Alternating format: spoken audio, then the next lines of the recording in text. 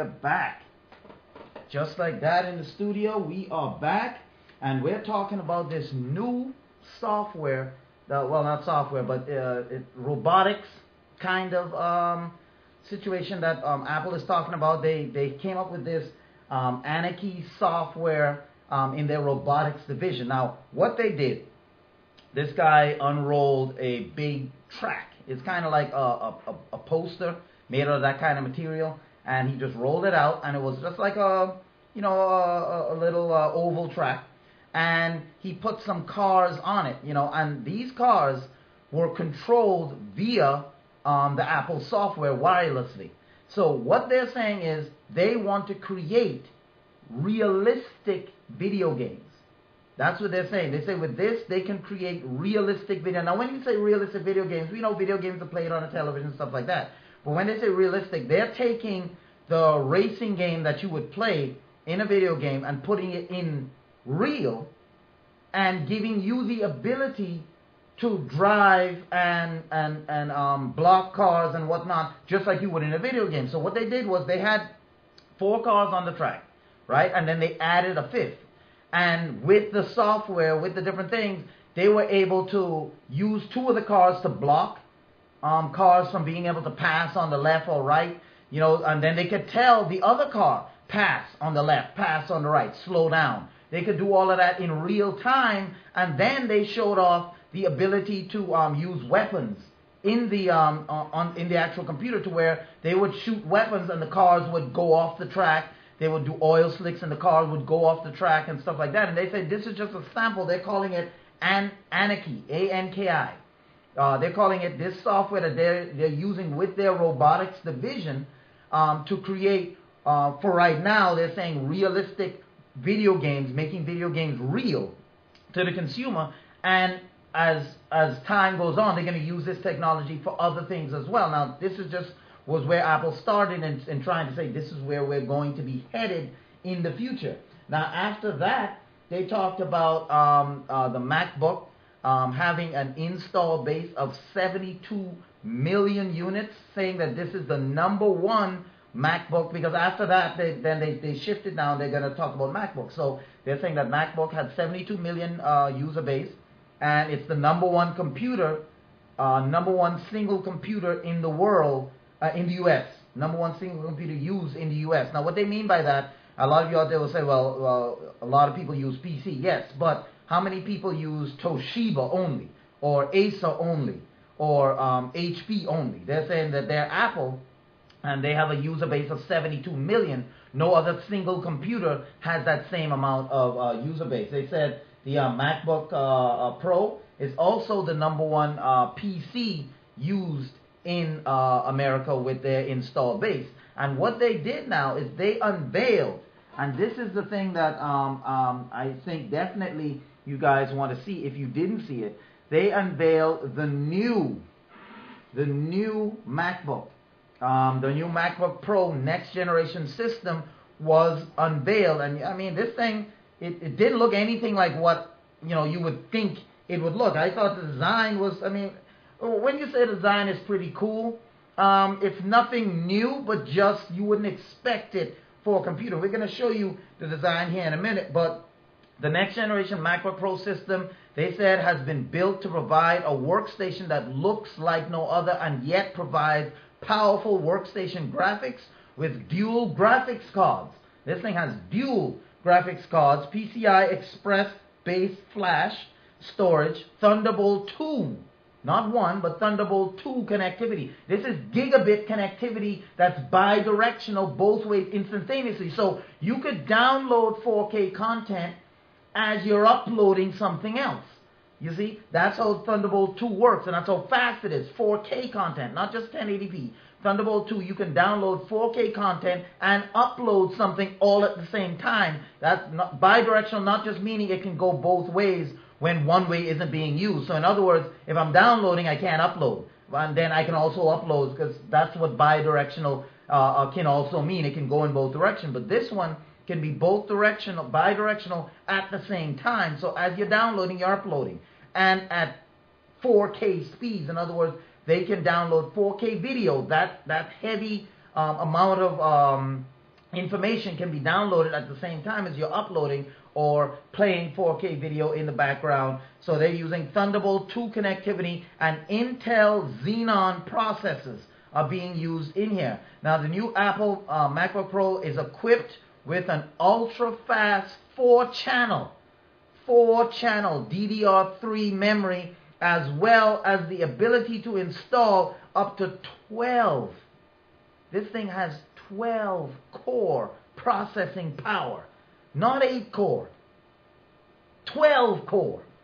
You know, that's the new MacBook Pro right there. 12 core, up to 40 gigabytes per second in their PCI Express Generation 3 bandwidth, and a 256-bit wide floating point instructions is all built into this thing. The latest MacBook Pro is also fitted with a PCI Express flash storage that offers up to 2.5 times faster than the fastest SATA-based solid-state drive.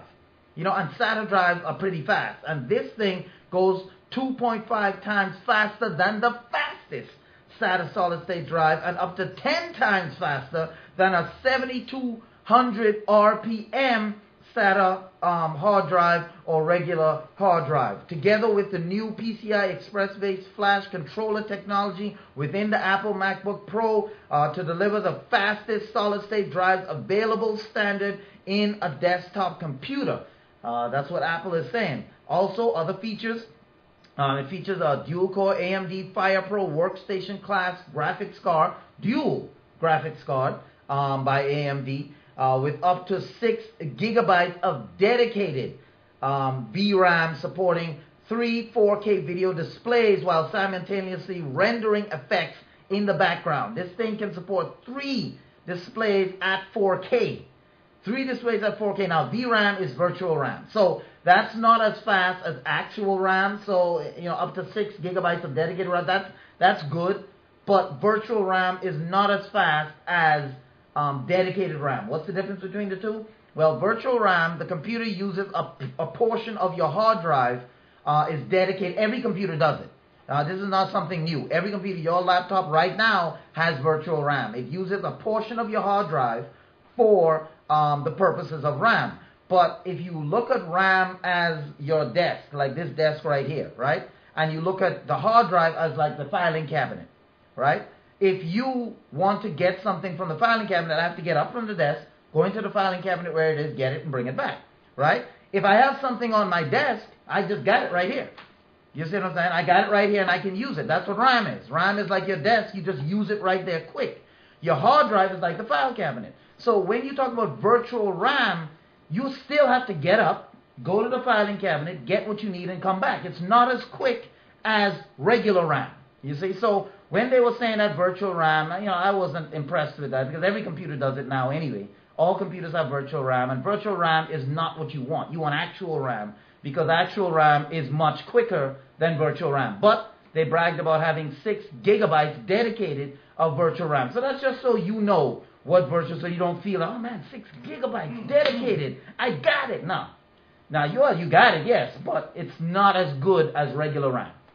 So that's what this thing has, up to 6 gigabytes of dedicated VRAM supporting. Now, the impressive part is it can support 3 monitors at once, all displaying 4K.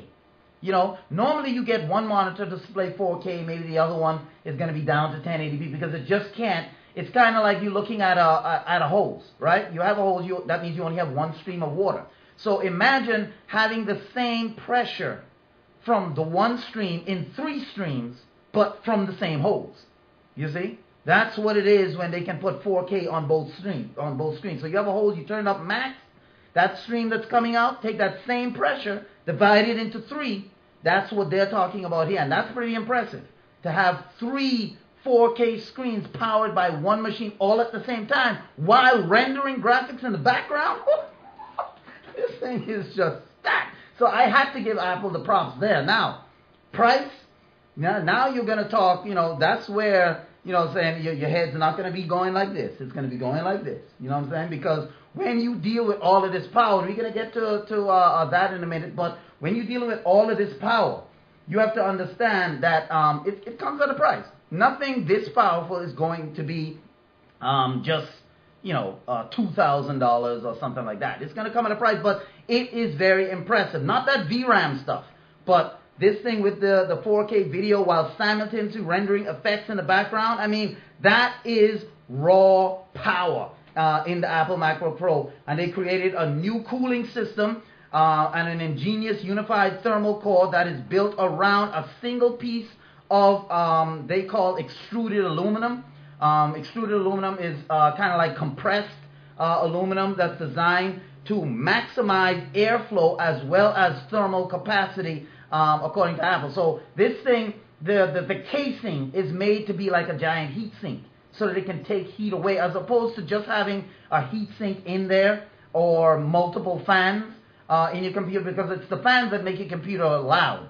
When you hear your computer, sometimes that's the hard drive, but a lot of times if they have multiple fans, you're hearing that fan going over and over because it needs to cool itself. So a lot of computers, the way they, the higher end computers will go to liquid cooling. They'll go to liquid cooling as well as heat sinks.